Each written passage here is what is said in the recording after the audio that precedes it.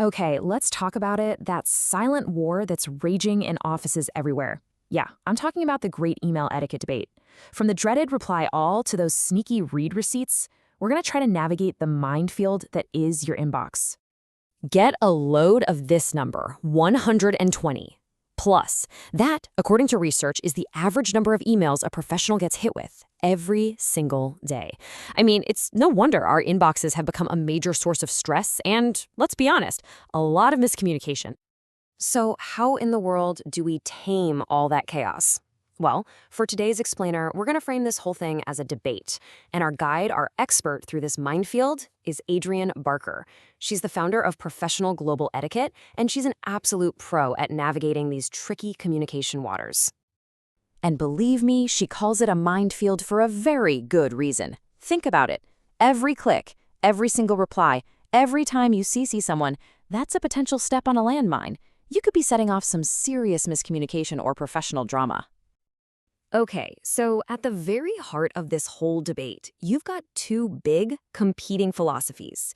In the purple corner, we have the folks who are all about transparency and accountability.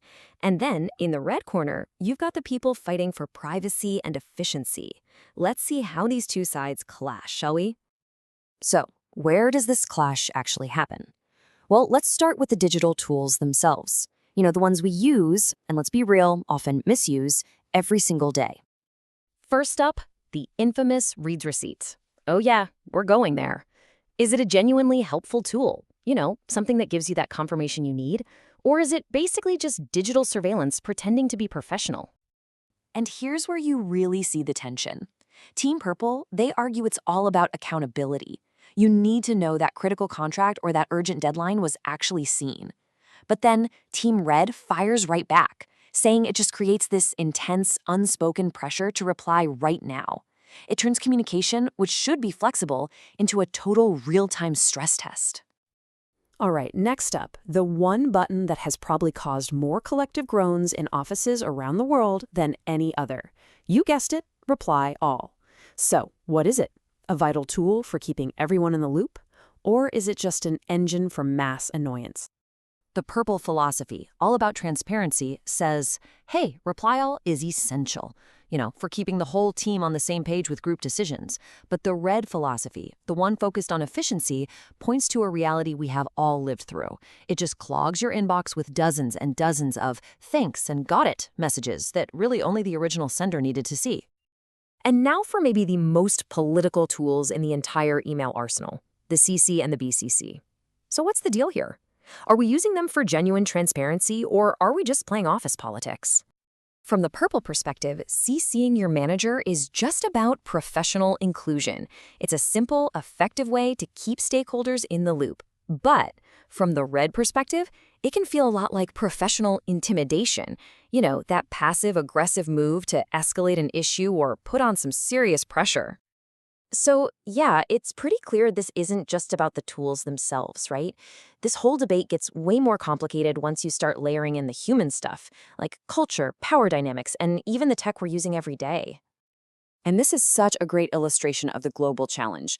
When we look at Adrienne Barker's work, we see these fascinating differences. For instance, German business culture, they often value really direct, detailed emails. But in Japanese culture, you might find more subtle, relationship-focused approaches are preferred. And in many Latin American cultures, it's totally normal to start with some personal chat before you even get down to business. It's so clear that one size absolutely does not fit all. Adrienne Barker really hits the nail on the head here. She points out that what one person sees as just a simple confirmation tool, someone else could see as deeply disrespectful. Wow, that's a really powerful reminder of just how high the cultural stakes can be. And it's not just culture either. It's about power. I mean, think about it. When a senior exec demands read receipts from their entire team but never, ever uses them in return, that tool isn't about communication anymore, it's about surveillance. It's about reinforcing who's at the top of the food chain. And let's not forget, most of us are doing all this on our phones, right? So Adrienne Barker has 4 key tips for this mobile reality. Number 1, put the most important info right at the top so people see it on that tiny screen. 2, and this is a huge one, please, always proofread what your voice-to-text writes before you hit send. 3rd, get familiar with the delayed send feature. It's a great way to respect time zones and people's off hours. And finally, just be proactive. Set clear boundaries about when people can expect a response from you. Okay, so after walking through this whole minefield, what's the verdict? Who wins? Is it Team Purple with transparency or Team Red with efficiency? Well, let's see how Adrian suggests we can actually forge our own philosophy. And this, right here, is the crucial takeaway. The goal isn't to pick a side. It's not about declaring a winner in the great email etiquette war. The real victory? It's just being more intentional with every single email you send.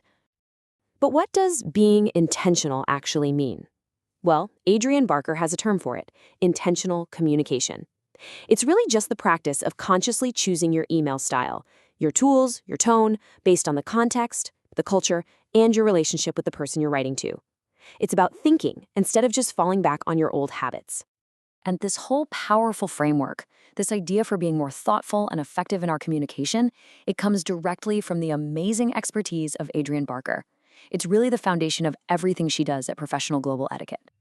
So we're going to leave you with one final question to think about the next time you open your inbox. Is your email style building bridges, or is it accidentally creating anxiety for someone else? The choice, with every single email you send, is yours.